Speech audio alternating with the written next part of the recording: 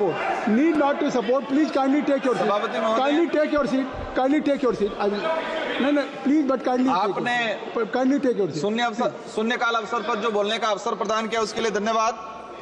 मैं आपका ध्यान आकर्षण कराना चाहूंगा मेरे संसदीय क्षेत्र बांसवाड़ा डूंगरपुर, जिस तरह से वर्तमान में चिकित्सा व्यवस्था केंद्र सरकार की जो स्कीमें हैं, कहीं न कहीं जो गरीब जनता है उनको लाभ नहीं पहुंचा रही है। मैं आपका ध्यान आकर्षण कराना चाहूंगा, मैंने जिस उद्देश्य से लगाया था मेडिकल कॉलेज में जो व्यवस्था हो रही है, लेकिन जो शून्यकाल लगाने के बाद ही आपके ध्यान आकर्षण कराना चाहूंगा, 2 तारीख को मेरे संसदीय क्षेत्र के अंदर एक गर्भवती महिला पीएचसी पे पहुंचती है और पीएचसी के डॉक्टर स्टाफ कह देते हैं डिलीवरी यहां पर नहीं कराई जाएगी, और वहीं दरवाजे में वो तड़पती है और वहीं वो माँ अपने बच्चे को जन्म देती है, लेकिन वहां स्टाफ किसी प्रकार को उसको अंदर नहीं ले जाते हैं। वही चीज हुई, विभागीय अधिकारियों ने वहां गए, उसको डॉक्टर को उपयोग करके कहीं न कहीं खानापूर्ति कर दी, लेकिन उससे भी गंभीर बात, एक दिन बाद उसी पीएचसी पे बोर्ड लगा दिया गया कि यहाँ पर प्रसव सुविधा और इमरजेंसी सुविधा के लिए नहीं आए।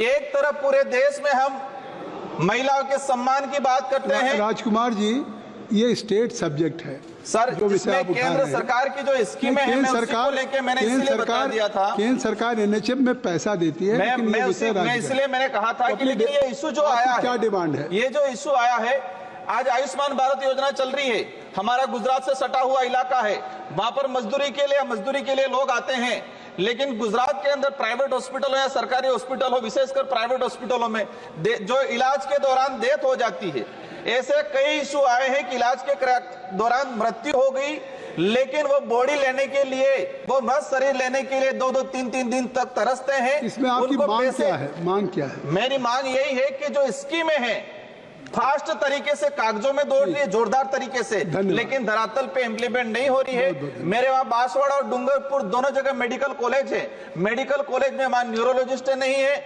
वहां पर कार्डियोलॉजिस्ट नहीं है, एक मेडिकल कॉलेज में सोनोग्राफी नहीं हो पाती है, ये स्थिति बनी हुई है। तो मेरा आपसे अनुरोध है कि केंद्र सरकार जो मेडिकल कॉलेज में मूलभूत जो सुविधा होनी चाहिए, उन सुविधाओं को धरातल पे लागू करे, और जो वह फर्जीवाड़ा चल रहा है और जो चिकित्सा व्यवस्था को जो प्राइवेटीकरण के लिए बढ़ावा दिया जा रहा है, उस पर आप विशेष ध्यान दें और सरकारी व्यवस्था को सुधारें। धन्यवाद। धन्यवाद, बहुत बहुत धन्यवाद। क्रमांक 55 के आप स्टेट गवर्नमेंट को वकील इंटरव्यू के लिए लिखिए, शीघ्रातिशीघ्र संपूर्ण किया जाए, ऐसा मेरा निवेदन है और केंद्र सरकार से मांग भी है। महोदय, 2014 में राष्ट्रीय जनतांत्रिक गठबंधन का सरकार आने के बाद देश भर में राष्ट्रीय राजमार्गों का अत्यधिक विकास हुआ है। प्रधानमंत्री श्री नरेंद्र मोदी जी के साथ साथ विभाग के मंत्री श्री नितिन जयराम गडकरी जी का सब लोग अत्यंत धन्यवाद करते हैं, लेकिन दुर्भाग्य की बात है कि राष्ट्रीय राजमार्ग क्रमांक 55 जो कि कटक के एक स्थान है मंगूली करके, कटक से संबलपुर भाया ढेंकनाल और अनुगुल, जहां से मैं आता हूं, रेणाखोल आदि हो के एक रोड 55 जाता है, उसका 4 लेनिंग का निर्माण कार्य बहुत ही धीमी गति से चल रही है। 2017 के जुलाई में विभाग के मंत्री गडकरी साहब इस प्रकल्प के शुभ शिलान्यास किए थे। अभी 7 साल पूरा हो गया, इसका निर्माण कार्य चल रहा है। महोदय, अगर थोड़ा और गति दे दिया जाएगा तो अंगुल का बाईपास दे के यातायात चालू भी हो सकता है।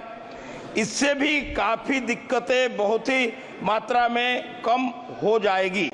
हाथी यातायात पथ और कतिपय नाला के ऊपर पुलों का युद्ध स्तर पर निर्माण किया जाने पर यह परियोजना शीघ्रातिशीघ्र संपूर्ण हो जाएगा।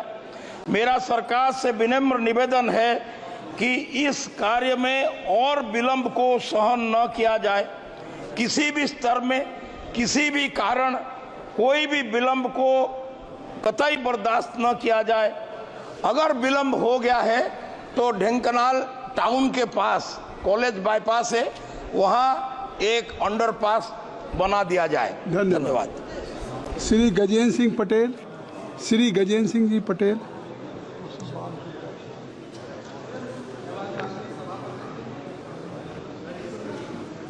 इंदौर मनमाड रेल परियोजना के धन्यवाद माननीय सभापति जी। मैं मध्य प्रदेश के खरगोन बड़वानी आदिवासी लोकसभा से आता हूं। इंदौर मनमाड रेल परियोजना जो महाराष्ट्र के धुले नासिक से होते हुए इंदौर, जिसमें हमारे खरगोन, बड़वानी, धार, इस जिलों के ठिकरी, अंजड़, राजपुर और जुलवाना जैसी तहसीलों से होकर करीब 1000 गांव और 30 लाख से ज़्यादा आबादी इससे लाभान्वित होंगे। 309 किलोमीटर की ये रेल परियोजना जो 300 से ज़्यादा छोटे बड़े पुल्स, ब्रिज से निर्माण होकर परियोजना लागू होगी, जो 2028-29 तक पूरी होगी। इसके पूर्व मैंने कई बार माननीय रेल मंत्री जी को भी अवगत कराया था इस रेल परियोजना की बजट की स्वीकृति के लिए भी और इस कार्य को प्रारंभ करने के लिए भी, परंतु विशेष करके इस परियोजना को केंद्र के विशेष रेल परियोजना में इसको शामिल किया गया। मैं क्षेत्र की जनता की ओर से आदरणीय रेल मंत्री जी का और आदरणीय प्रधानमंत्री जी का तहे दिल से आभार व्यक्त करता हूँ कि उन्होंने इसको 18,000 करोड़ रुपए से भी ज़्यादा की राशि स्वीकृत करी है और ये विशेष दर्जा इसको दिया है। और एक विशेष मांग जो क्षेत्र की जनता की पुनः है, क्योंकि मेरा खरगोन बड़वानी रेल परियोजना से अभी बिल्कुल भी उसमें रेल नहीं है, परंतु खंडवा से खरगोन बड़वानी होते हुए एक नई रेल परियोजना का सर्वे चल रहा है। उस सर्वे की भी स्वीकृति की मैं मांग करता हूं माननीय रेल मंत्री जी से और माननीय प्रधानमंत्री जी से। बहुत बहुत धन्यवाद। Shri Arun Nehru, DMK. Sir, thank you for the opportunity, sir. Sir, I rise to draw the attention of the House to the challenges and issues faced by youngsters and upcoming entrepreneurs in accessing the facility, the loans under PM Prime Minister Mudra Yojana, sir. And the scheme is a good scheme, sir. The intention is right to help up and coming entrepreneurs to have anchor in life. So it's a very good scheme, sir. But the point that I'm coming from is Tamil Nadu has the highest number of SMEs in the country, sir.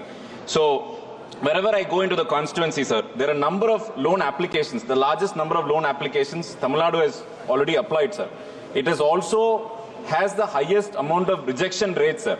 And some of the reasons that are being quoted is the student loans, the agri loans, the parents would have taken, two-wheeler loans, and, the small loans that get them to school, to get them to work, to get them to, one single step in life. There might be one or two payments missed.